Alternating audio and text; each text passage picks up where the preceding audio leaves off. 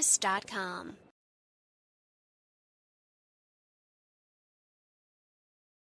Watch out for that one, little man. AJ heeded Violet's advice, unleashing his knife and plunging it into the side of the walker's skull. It fell to the ground with a thud, flying of the lifeless before the boy. He looked down with a frown, kicking its head for good measure, and cleaning the blade off with his jeans. They kept their pace, restoring a silent walk from then on out. They had been walking for the forest for a day, stopping barely for 2 hours to nap in the middle of the night. Violet didn't want to waste any time. The afternoon sun shone over them and brightly covering them in a blanket of warmth. A soft breeze blew past them, rustling in the leaves around them. Violet looked at the boy a few paces ahead of her. She thought about what he must have been feeling. Clementine was the only mother AJ has ever known, and to have that taken away so suddenly must not be pretty. Hell, Violet even knew a little about that.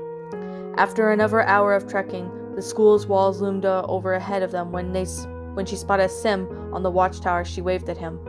He replied with the thumbs up and called for Willie to open the gate. Once inside, Sim approached her with a worried expression. She wasn't due back for another week after all.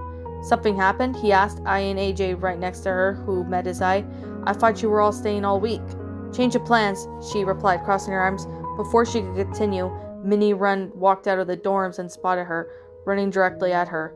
The redhead wrapped her arms around her girlfriend, and the blonde, returning the pressure in kind. What is it? Minnie asked, raising an eyebrow at Violet. Clem's been taken, she said simply. A round of gasps all coursed throughout the group, and their eyes fixed on AJ and Violet. They all talked at once, asking millions of questions to Violet, but of course she didn't have any answers to. With a stern glare, she shut them all up and cleared her throat. Apparently she and Gabe were on a hunting trip, and he lost track of her, she explained at the agitated group. Lewis left with Javi not too long after. I arrived to go to some community up north. I think they're going to help find her. They don't even know who took them? Ruby exclaimed, covering her mouth. They have an idea, corrected Violet, but no, they don't know for sure. I brought AJ here because Lewis didn't want Gabe taking care of him. I could take care of myself, AJ muttered, his first words that he'd spoken since they left Richmond. Sim grinned and nodded. Of course you can, buddy, but it's good that you're with us here and while everything gets sorted out. How is Lewis? Minnie inquired, piercing her lips. Violet sighed and shaking her head. He's bad, guys. She told him.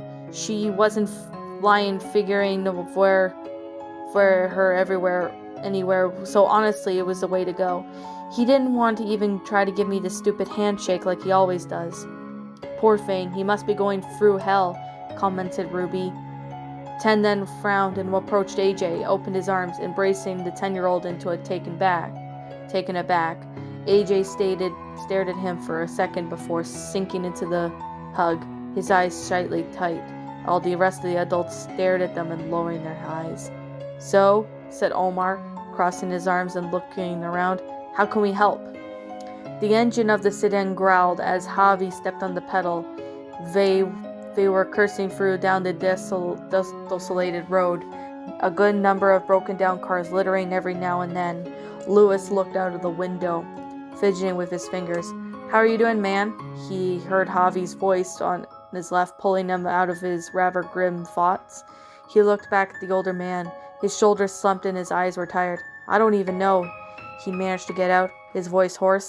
Look, I know this is not what you want to hear right now, Javi began, casting a side glance at the freckled man, but you gotta get your head in the game. Clementine needs you right now, and sulking is in the corner that is not going to bring her back any faster. I know, Javier, Lewis snapped, frowning. It just sucks. We never have been apart this long without knowing when we'll see each other again. That's all. I understand, Javi claimed, squinting a bit of the grin of the side of the road. Head to Alexandra, 30 miles. We're nearly there, he added. When Lewis sighed deeply, Lizzie placed a comforting hand on his shoulder and offered her a sad smile.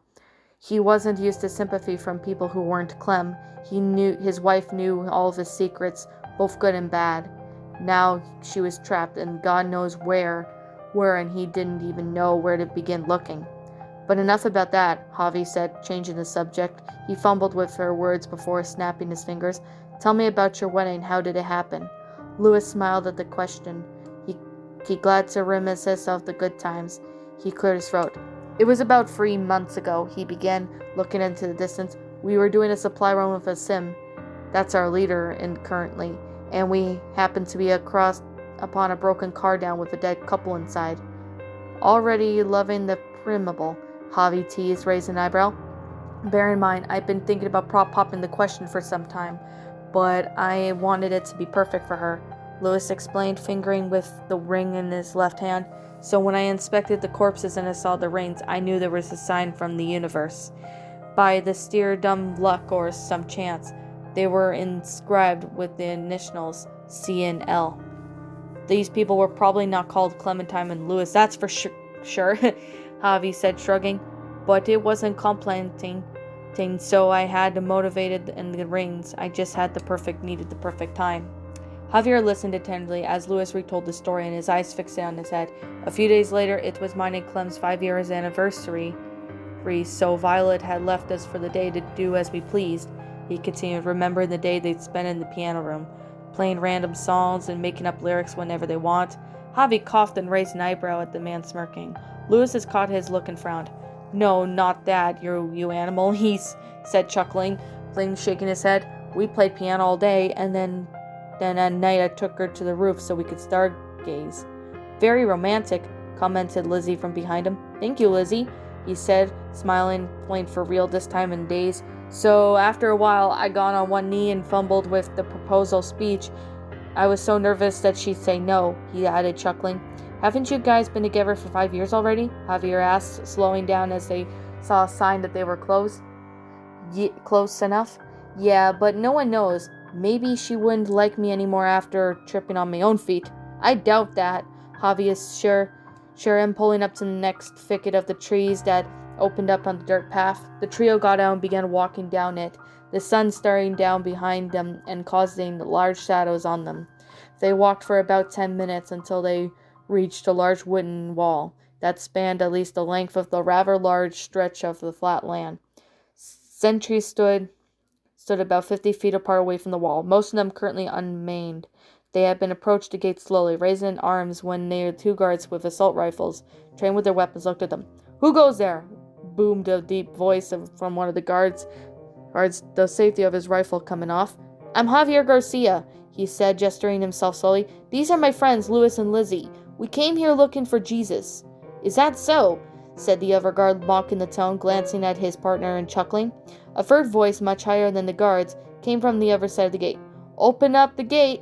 You got it, boss, the first one called, pulling on the rope and sliding down the enforced gate on the way. As it opened, Louis saw a lean woman making their way. She had straight brown hair cut short, small mounts of grime covering on the side. Her clothes were simple, beige tank top paired with ripped jeans and fake leather boots. She stopped right in front of them, eyeing the trio. So you're Javier, she said, of way introduction, and looking up the man up and down. I am, he replied, nodding slowly, looking back behind her, expecting Jesus to be accompanying her, and who you might be. The woman's jaw tightened and glanced at Javier's company. Name's Maggie, she said. I run Hilltop. It's a pleasure to meet you, Maggie, Javi said, stepping forward and stretching his hand. He heard the distinctive click behind the gun cocked from behind Maggie, against his accompanist's approach, stepping back in the line with the 2. What do you want? Maggie asked, crossing his arms. Louis noticed that she favored for the right side when standing, probably from an injury. We were now because we needed help, Louis answered for Javi, his brows tightly knitted. My wife's been kidnapped by a group, and Javi and I thinks that you might be able to help us track her down. Is that so? She replied, tilting her head to Javi. You're asking for our assistance? How rich? Look, I know you guys have a history with rich men, Louis said, stepping forward. The guns clicked again, but he didn't back down, instead choosing to stand his ground. But I'm asking you from the bottom of my heart, please help me find my wife. She's all I have left in this world, and I would never forgive myself if something ever happened to her. I'll do anything for you, please. The leader of the Hilltop raised her fist, calling for her guards to stand down. She eyed up and down at Louis, and his shoulders slumped to his face as crestfallen. Pierced her lips. She cursed under her breath and nodded. All right, come inside. Silently, Javi and Sophie and Lizzie shared looks before following Maggie inside, Louis right behind her. The people in the inner courtyard stopped what they're doing their chores for a moment to stare at the newcomers, some of them sharing whispered words to each other. Louis's eyes were fixed on those that seem to be the admin building. As they walked inside the building, Maggie said something that they couldn't hear to a man at the door to the left of the room. Maggie led the trio inside her office and sat down on the desk, entwining with her fingers. Louis and Javi and Lizzie all sat down awkwardly on the seats on the other side of the desk. Looking at Maggie and looking at each other, Louis looked around the room, taking in their surroundings. A few paintings were on the wall, most of them depicting of historical events. Half of the frames had been torn down, and the only part of the pictures left being on the canvas were those being painted in small metal tacks that were hung from the desk, and were a few trinkets, along with charging bases for walkie-talkies.